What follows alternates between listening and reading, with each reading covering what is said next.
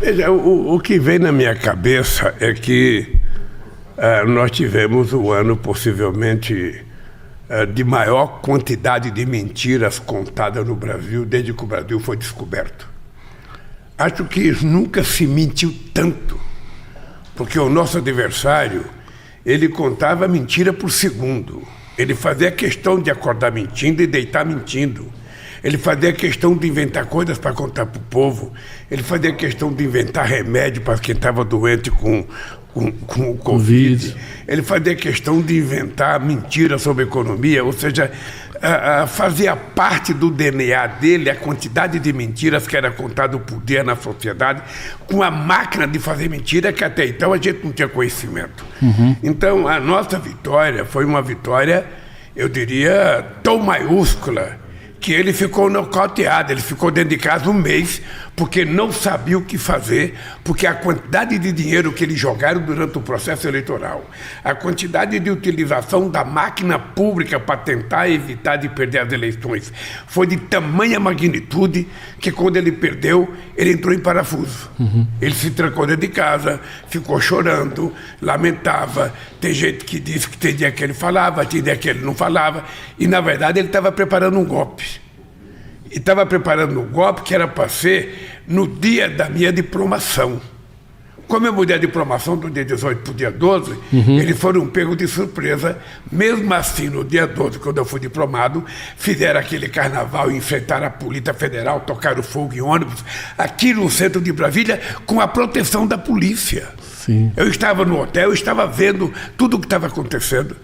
Então foi um ano glorioso para a democracia brasileira, porque o povo que pensa na verdade, o povo que quer construir um Brasil saudável, um Brasil humanitário, um Brasil que as pessoas vivam felizes, que construam, sabe, a sua família com a maior delicadeza, com o maior respeito, esse povo venceu as eleições, tá?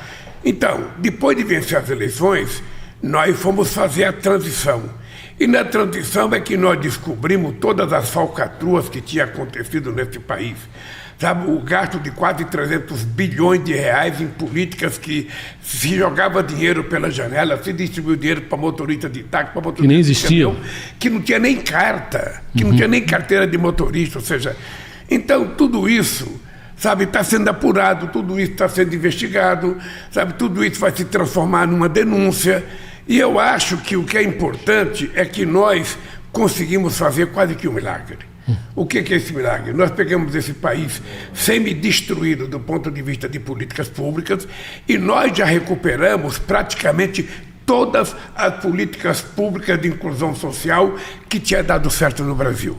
Depois nós fizemos o PAC, depois nós recuperamos a imagem do Brasil no exterior e agora, a partir de 2024, é viajar ao Brasil, é conversar com o povo, é fazer investimento na educação, é fazer investimento no ensino médio, é fazer investimento na saúde, é fazer investimento na geração de emprego, é fazer investimento na cultura. Ou seja, agora o Brasil, e eu particularmente, vou me dedicar a viajar ao Brasil.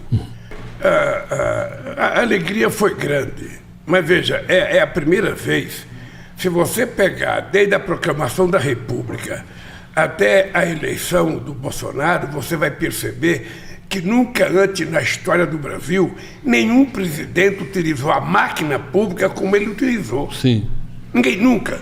Porque não foi só a máquina pública, ele utilizou as Forças Armadas, ele utilizou as polícias estaduais, ele utilizou a polícia rodoviária, ele utilizou a Polícia Federal, ele utilizou todas as instituições.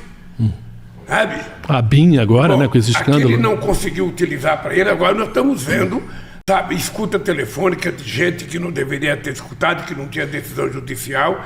O que é importante em tudo isso é que o Brasil também tem pessoas boas que resistiram a isso. Por isso, a Justiça Eleitoral, a Suprema Corte tiveram um papel excepcional no garante do processo democrático, porque até então eu nunca tinha visto ninguém ameaçar a Suprema Corte.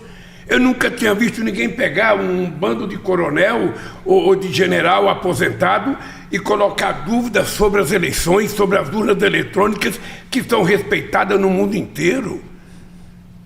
Ou seja, então, essas coisas que aconteceram criaram um clima, sabe, de muita expectativa no Brasil.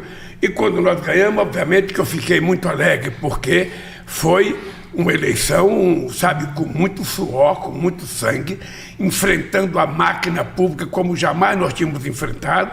E agora o nosso papel é recuperar as instituições, estabelecer a normalidade da relação com o Congresso, com a Suprema Corte, com o Poder Judiciário como um todo, e cada um cumprir com a sua função.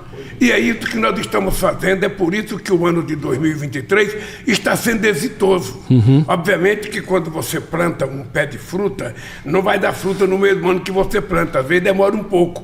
Mas do que nós já plantamos, nós vamos começar a colher, sabe? Agora muita coisa já está sendo colhida e vamos colher muito a partir de 2024.